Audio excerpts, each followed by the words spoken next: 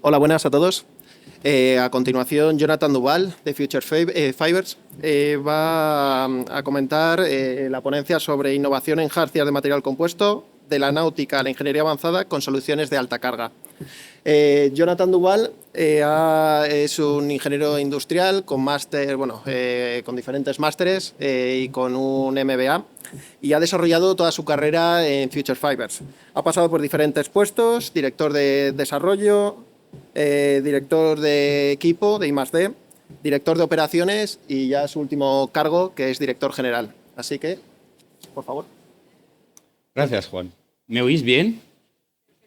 Que Elena se empaña a que ponga un micro, así que a ver qué tal va eso, porque bueno. Nada, muchas gracias por invitarnos y nada, vamos a ello. No sé si tengo algo. Es esto, ¿no? Para cambiar las. A ver si va esto. Bueno, innovación en jarcia de materiales compuestos. Me vas a decir qué es eso. Pues vamos a intentar explicarlo rápido, porque pues es una cosa un poco particular. Es muy simple, pero a la vez bastante complicado. Así que vamos ahí. Quiero siempre empezar con esta foto. Como es un poco tarde y estáis todos ahí un poco cansados, eso es nuestro día a día en Future Fiber, ¿vale? Que lo pasamos muy mal. Nada, aquí tenéis un superiate que es una brutalidad, 60 metros. Y donde veis la particularidad de Future Fiber aquí, pues son todos los cables negros que veis por el cielo que sujetan el mástil. Pues esos cables son los productos que fabricamos en Future Fibers, ¿vale? Entonces, pues Future Fiber es una empresa que se fundó en Inglaterra en el 96.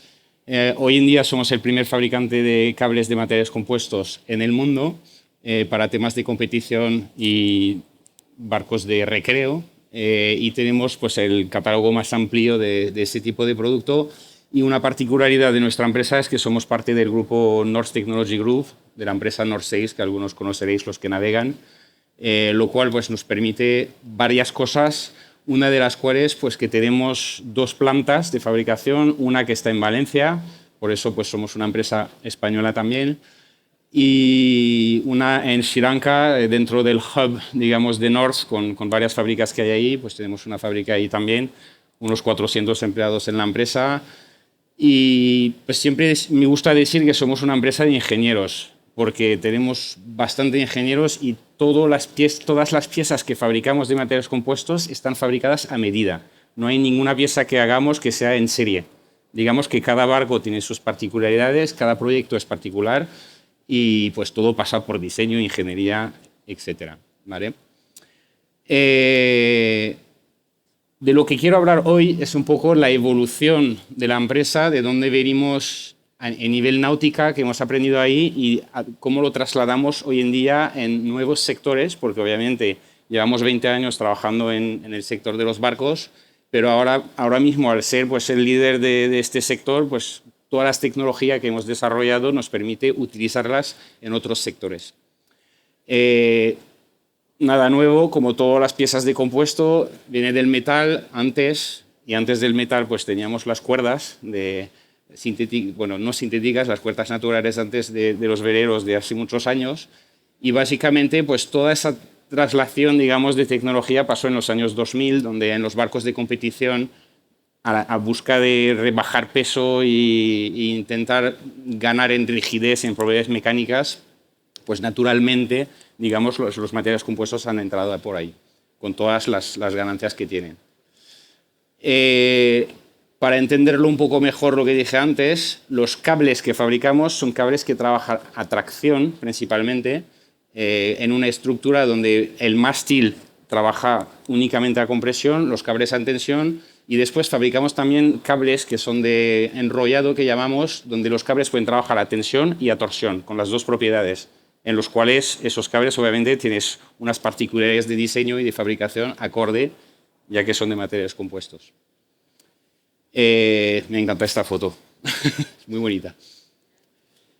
Los tipos de productos que fabricamos son estos, se comportan de tres familias. Uno son cables de fibra seca, que se podría aparentar a una cuerda, aunque no son cuerdas, ya veréis por qué. pero el contenido, digamos, del cable es similar, fibra unidireccional sin matriz.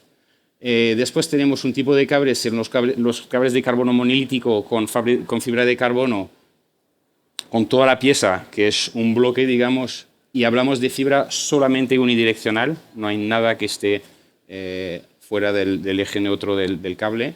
Y después los cables de varillas, donde metemos varios elementos juntos para fabricar el propio cable, ¿vale? El cable de arriba son varillas juntadas y el cable de abajo, con una forma más aerodinámica, es una mezcla de las dos cosas. Trabajamos con todos tipos de fibras posibles, nada nuevo aquí. Y nuestros procesos de fabricación, que son particulares, una es el filament winding o el embobinado, que sería en castellano, entre dos puntos. Nuestro logo Future Fiber viene de ahí, que son dos puntos, una fibra que no para de dar vueltas sin parar hasta fabricar el cable entero, el loop. Y la segunda particularidad de Future es nuestros equipos de pultrusión. La pultrusión, en castellano, no fabricamos una pultrusión estándar donde cocinamos en el molde. Nosotros pasamos por un molde a alta velocidad, estamos hablando de 5 metros por minuto, entonces vamos casi 10 veces más rápido que en una pultrusión estándar, y cocinamos en el horno bajo tensión, ¿vale? Lo cual podemos producir una cantidad de varilla muy grandes, y diría que posiblemente somos el fabricante de cantidad de varillas más grande del mundo por toda la cantidad de cables que fabricamos, pero el 100% de las varillas que producimos es para uso propio, obviamente, pero estamos dispuestos a vender varillas, si os interesa.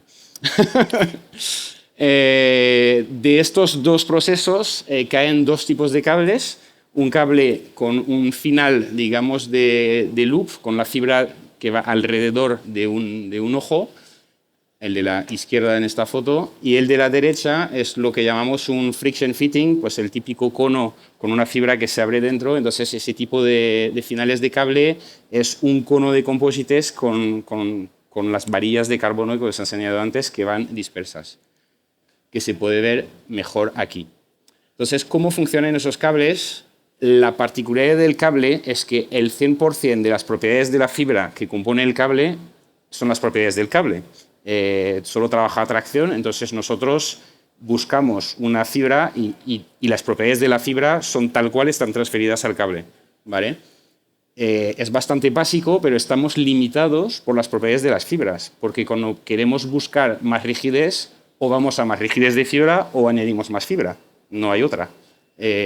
No podemos jugar con ángulos y cosas de esas como en un composite estándar, ¿vale? Pero en el final del cable, que es donde todo se juega, pues ahí hay complejidad, ¿vale? En los ojos tenemos la fibra que va alrededor y hablamos de eficiencia de finales de cable, que en función de las propiedades y del diseño del final del cable, pues generamos una eficiencia de las propiedades del 100% de las propiedades de las fibras. Entonces podemos estar al 90% asumiendo un final muy grande y muy pesado, pero cuando queremos apretar para rebajar peso o volumen, pues obviamente bajamos las propiedades de la fibra. Lo mismo pasa en el cono de fricción, que la fibra pues va con un cierto ángulo. La eficiencia del cono depende de la geometría, obviamente, del ángulo de la fibra, pero también de la presión que genera el cono, y en función de las dimensiones del cono, pues podemos jugar con la eficiencia de la fibra y directamente las propiedades del cable. Y como nos aburríamos con los barcos, pues hemos ido a otras cosas. Llevamos unos 10 años más o menos que hemos empezado a salir de nuestro sector principal. Empezamos con el proyecto que hay a la derecha, que fue un proyecto que hicimos con Acciona hace 10 años, que fue el puente de Cuenca, que sigue ahí, está en pie y podéis pasar encima de este magnífico puente. Y este puente, la particularidad es que tiene 16 cables de carbono de embobinado que hicimos en Valencia en el año 2010.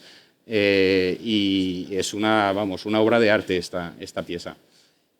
Después, 2 o 3 ejemplos. En energías renovables pues estamos metidos. El proyecto de la izquierda es Minesto, que es un proyecto principalmente fundado con la Unión Europea, pero es un proyecto sueco que con mareas maremotriz genera electricidad a través de como una cometa submarina, y todo eso a través de un cable que está sujetado en el fondo del mar.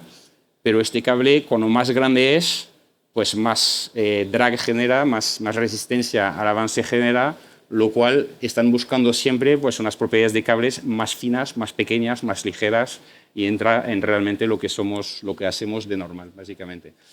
Y la pieza del centro es otra proeza que es muy interesante también, que es el telescopio que hicimos también con un proyecto fundado por la Unión Europea, etcétera, con muchos centros tecnológicos, donde hay una estructura, es un telescopio de 40 metros de diámetro, no es una cosa pequeña, y todos los cables que comporten la estructura son cables de fibra de carbono, al ser transparente a los rayos que el telescopio pretende ver desde el espacio, ¿vale? Ahí buscaban pues, el diámetro más fino posible, con una estructura muy rígida, porque arriba de la estructura hay una cámara que está a 40 y pico metros de altura en un mástil de carbono que no se puede mover, o lo mínimo, ¿vale? Lo cual toda la estructura es una estructura excesivamente rígida. Al tener esta transición a la industria, pues hemos sacado pues, oportunidades con nuestros productos y nuestros procesos de fabricación. Reducción de peso, mayor durabilidad, resistencia a la fatiga, comparado con unos productos de metal, que es lo común que hay en esos sectores, baja conductividad eléctrica, o diseños de cómo montar esos cables en unas estructuras que no necesariamente se podía hacer antes, ¿vale? Ahora pues no es tan bonito y fácil, porque pues obviamente hay algunas limitaciones. La primera es el precio. Cuando nosotros peleamos en un sector industrial con cables de metal, pues entramos con fibra de carbono, obviamente nos miran un poco como eso es muy caro, no queremos hablar ni con vosotros. Pero obviamente se puede pelear y hay beneficios, digamos, a largo plazo para las instalaciones, sobre todo en ingeniería civil, donde el metal pues, tiene ciertas limitaciones con el tiempo que el composite no necesariamente tenga. Propiedades a fatiga, que es una problemática bastante importante, a resistencia, y el incremento de cargas, para mí es algo muy interesante, que ahora lo hablaré al final con las grúas, que es que a nivel de metal estamos limitando por la relación peso-resistencia o propiedades a resistencia, donde tú puedes empezar a tener estructuras que con cable metálica no pueden ni existir del propio peso que generan, que con cables de materiales compuestos sí que se puede hacer. Entonces, cuando las estructuras llegan a ser muy grandes, entramos nosotros, ¿vale? Para hablar un poco más de problemática técnicas, esa es una que fue descubierta hace unos años en Future Fiber, que seguimos sin resolver al 100%, que es las propiedades a fatiga de cables de fibra seca, que es una problemática que tienen en el mundo de las cuerdas también. Los cables degradan muy rápido porque no tiene matriz, ¿vale? Entonces no forza la fibra a estar en el sitio, y cuando se fatiga un cable, tracción, y se llega a la descarga total por la fricción de las fibras, hay fibras que entran en compresión y se rompen, ¿vale? No es algo muy nuevo de hoy en día, pero es una problemática que seguimos teniendo. Se ve en la foto de abajo a la derecha, donde pues, se puede ver un peso de ruptura a compresión de fibra, que son cables que se han trabajado solo a tracción, que es bastante increíble, ¿vale? Otra problemática que son los cables monolíticos, donde empezamos a hacer estudios de longevidad, donde pues, estamos viendo que obviamente cuando se fatigan unos cables con un cierto factor de seguridad podemos llegar a unas longevidad que son bastante altas, y ahí podemos empezar a competir con el sector metálico, que no necesariamente puede llegar a esos valores. A nivel de diseño también hemos trabajado bastante la eficiencia de los cables.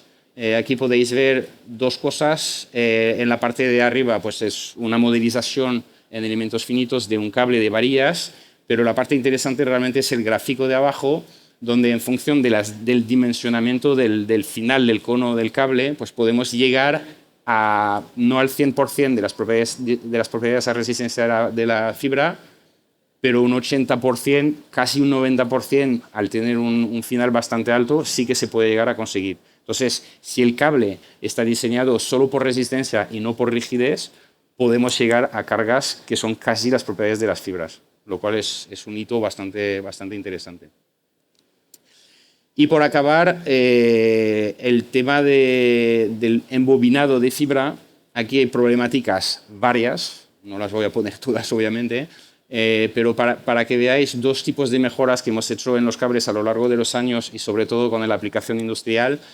Una a la parte de la izquierda, donde empezamos los cables hace muchos años con solo un embobinado, sin ningún tipo de soporte en la transición de la curva con la parte plana, y poder ver en la parte de la derecha, en la modelización de la derecha, cuando hay un plato, digamos, una parte de soporte para la fibra, conseguimos concentrar todas las cargas justo en la transición de salida de la fibra de la curva y llegar a propiedades directas de tracción de la fibra en este sitio. Y esto también se tradujo, se puede ver en el CT scan de la derecha, donde si no compactamos la fibra correctamente en este sitio, podemos generar voids, que no sé cómo se dice en castellano, disculpadme por eso, en la zona crítica de la fibra, pero cuando se consigue pues, una compactación propia de la fibra, conseguimos eliminar todos esos voids y obviamente pues, mejoramos sustancialmente las propiedades del cable total. Entonces, rutas de mejoras, pues tenemos infinito, no hemos acabado y no vamos a acabar porque hay más cosas que vienen siempre, pero en cables de fibra seca, para nosotros hoy en día la problemática principal es la fatiga, con potencial de mejora sustancial, y ahí los que nos quieren ayudar están más que bienvenidos, no nombro a nadie. Soluciones de carbono con vida extendida, ahí es donde podemos pelear realmente con los cables metálicos, pero con la problemática de precio siempre, pero aparte de eso sí que son soluciones muy viables para el sector industrial. Y la mejora de diseño de terminales, pues que es algo que es un poco nuestro día a día, digamos, con sistemas de anclajes para esas soluciones, para esa incrementación de resistencia, digamos, ¿vale? Y para acabar, dos ejemplos rápidos. En la industria aeroespacial hicimos ese avioncito que veis ahí arriba a la derecha. No hemos hecho el avión, hemos hecho los cables que están en el avión, que son parte de la estructura de las dos alas, ¿vale? Eso fue un proyecto que hemos llevado a cabo en Estados Unidos, y la cosa nueva ahí es que normalmente en una estructura, digamos en las estructuras de hoy en día en los aviones, se suele meter los tie rods, compresión-tensión en una estructura de cuadro de tubos con un tie rod en el centro. Pues ahí lo que hemos hecho es cambiar el tie rod con dos cables que funcionan solo a tracción, ¿vale? Eso aligera la estructura de todas las alas y permite más rigidez en toda la estructura. Y ahora todos los fabricantes de aviones, obviamente, están mirando esta solución, lo cual pues estamos muy felices de hablar con todos ellos. Y para acabar, la parte que os contaba de llegar a estructuras muy grandes, ese tipo de grúas que veis aquí no se puede hacer con cables metálicos. Ya genera tanto peso en la estructura que les vale mejor pagar por cables de materiales compuestos que aligera la estructura total que ir a sus cables estándar metálicos, donde pues, sería un problema estructural y de coste para toda la estructura, ¿vale? Entonces ahí estamos entrando con cables de 1.000 a 20.000 kilonewtons, que son brutalidades de cables, que obviamente cuando se ensaya eso hace un poco de ruido, pero bueno, ahí es la parte bonita de esos cables. Y nada, acabo aquí. Muchas gracias a todos, y si tenéis más preguntas, aquí estoy. Muchas gracias. Hola. No se oye. ¿Quieres este? Hola. Perfecto. Gracias, Jonathan, por tu presentación, muy interesante.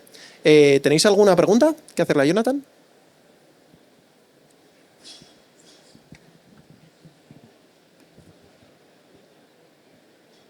Bueno, pues me ha encantado esta conferencia porque es como las fibras trabajan en subterráneo, que es la tracción. Quería preguntar, ¿de qué orden de magnitud hablamos? Tanto de la de carbono, vidrio e incluso Kevlar. Para saber, esa es la primera pregunta. Y la segunda, ¿os habéis planteado el uso de estos cables, tendrían que ser quizá trenzados, en los ascensores, que ahí tenéis miles y miles de aplicaciones? Pues dos muy buenas preguntas. La primera es el orden de carga. Sí, Pues el cable más pequeño que hemos fabricado en Future Fiber está en el orden de 1,5 tonelada a la ruptura. O sea que hablamos ya de cables bastante grandes, pero un cable normal para nosotros, que sería un cable de 15, 20 milímetros de diámetro, estamos hablando de 40 toneladas de ruptura fácilmente, alrededor en este orden. Nosotros trabajamos siempre en toneladas, sí. no en kilos. Sí. ¿Vale? Y la segunda, ¿me repites la pregunta? Sí, si los habéis podido emplear en los ascensores. En los ascensores. Pues sí y no, porque hay otros. No estamos solos. Los fabricantes de ascensores ya llevan años desarrollando soluciones que son similares a las nuestras. La diferencia es que en un ascensor tú necesitas una solución dinámica, no estática. Nosotros fabricamos cables estáticos. Entonces respondemos a estructuras estáticas que van bajo carga. Eso es dinámico porque es carga-descarga, pero no es un cable que va alrededor de una polea. Que eso nosotros lo llamamos una situación dinámica. Que eso, por ejemplo, en el sector de las grúas, hacemos la estructura de la grúa, pero el cable que va en las poleas no lo hacemos nosotros. Eso suele ser el tema de cuerdas o cuerdas de materiales compuestos, que hay gente que se ha metido aquí. Lo hemos mirado y estamos haciendo desarrollos. Sacamos un producto hace unos años que es una correa de fibra de carbono unidireccional para esta aplicación, lo cual te diría que sí, que obviamente lo estamos mirando muy de cerca, pero no es nuestro primer sector. Ya. Muchas gracias. De nada, gracias. ¿Más preguntas? ¿No? Te han quitado el... No, ahí está. Bueno, muchas gracias por la presentación. A ver, mi pregunta va un poco en línea de la duración de este tipo de cables. Por ejemplo, como has presentado para el puente, ¿cuál es la vida útil de este tipo de material? O sea, ¿cuándo habría que volver a reemplazarlo? Pues el puente, es muy interesante el puente. El puente tiene 16 cables que lo sujetan, pero con uno funcionaría. ¿Vale? O sea, que le han metido un factor de seguridad, además del cable, 16 cables, o sea, 15 cables de más. ¿Vale? Para responder más a esa pregunta, yo prefiero la del telescopio. El telescopio, la vida útil de los cables que pusimos en el telescopio son 35 años. La gracia del telescopio es la variación de temperatura, porque está en el monte, ahí en las islas de La Palma, creo, muy arriba, con una variabilidad de temperatura brutal. Toda la estructura, obviamente, se mueve y eso genera cargas, variedad de carga. Entonces, estos cables nosotros los diseñamos con la curva que te enseñé antes, que ves que hay un plato, pues estamos con un factor 2,5, 3 por debajo de este plato con variación de carga. O sea que estos cables, en teoría, no tenemos conocimiento de su vida útil hasta el final, ¿vale? Que posiblemente la estructura del telescopio tenga un problema antes que los cables. No sé si respondo a la pregunta. Sí, pero ¿de alguna manera tenéis que dar algún certificado de durabilidad o algo? ¿O qué tipo de garantía?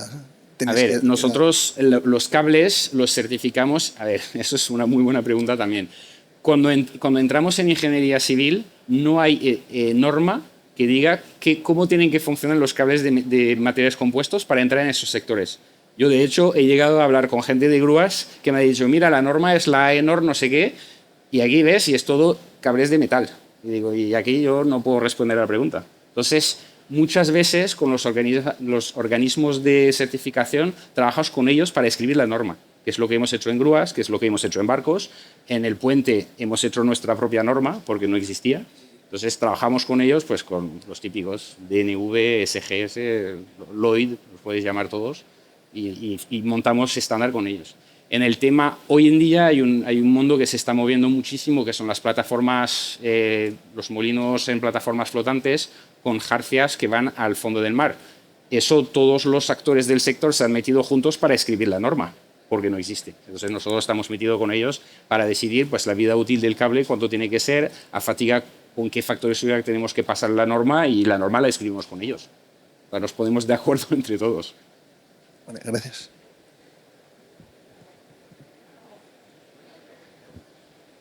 I'm not sure if I understood correctly. Did you mention that you're using dry fibers for your cables instead of impregnated with polymers? Some of them, yes. Yeah, okay. And why is that so? Wouldn't be more So safe, let's say, to use? it's not that it's more safe.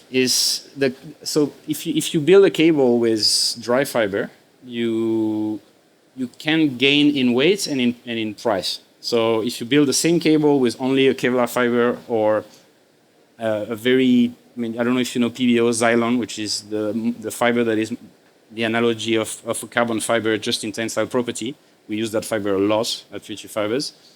We managed to get similar property for a similar size cable than a carbon fiber cable, but we gain in weight because there's no matrix in it.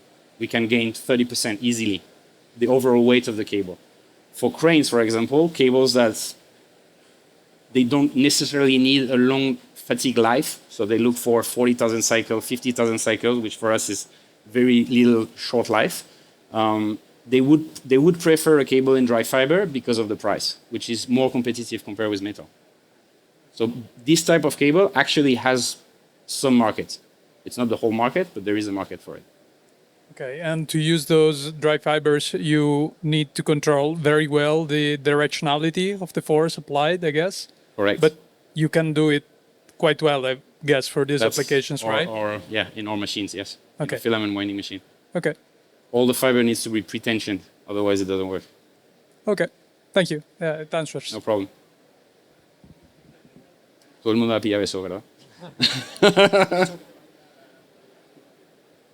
Vale. ¿Más preguntas? Sí, Lanzar. sí, aprovechando que se ha tocado el tema de la longevidad, pues por ejemplo, estos cables que están al exterior, y hablo por ejemplo, la torre de comunicación de Collserola en Barcelona del año 92 está atirantada por cables de Kevlar.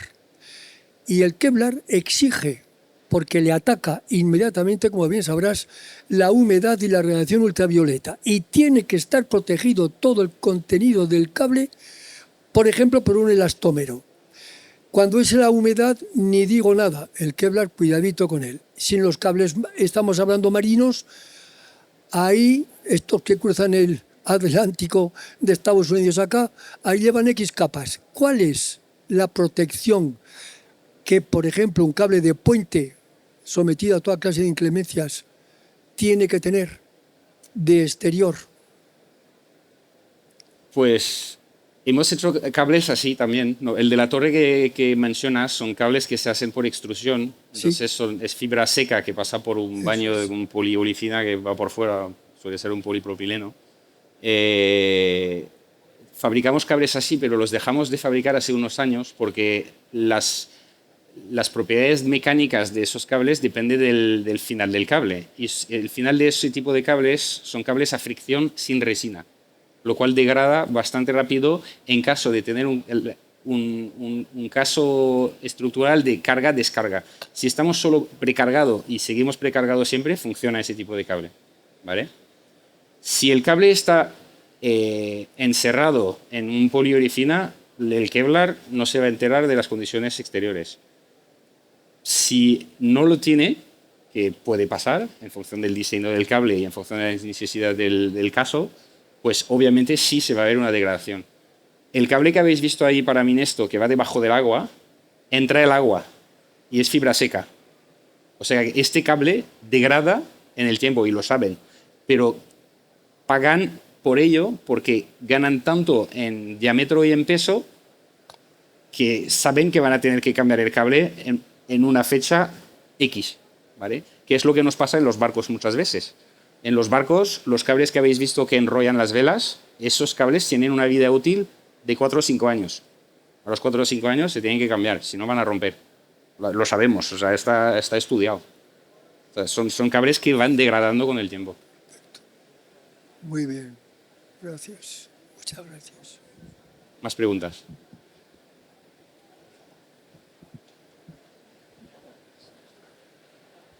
Muchas gracias, Jonathan. A ver, mi pregunta es más sencilla que todas las... No ha habido preguntas muy técnicas. Has mencionado la pultrusión de alta velocidad, pero ¿cuáles son las ventajas y las desventajas con respecto al método clásico, por decirlo así? Está claro los metros de cable, pero...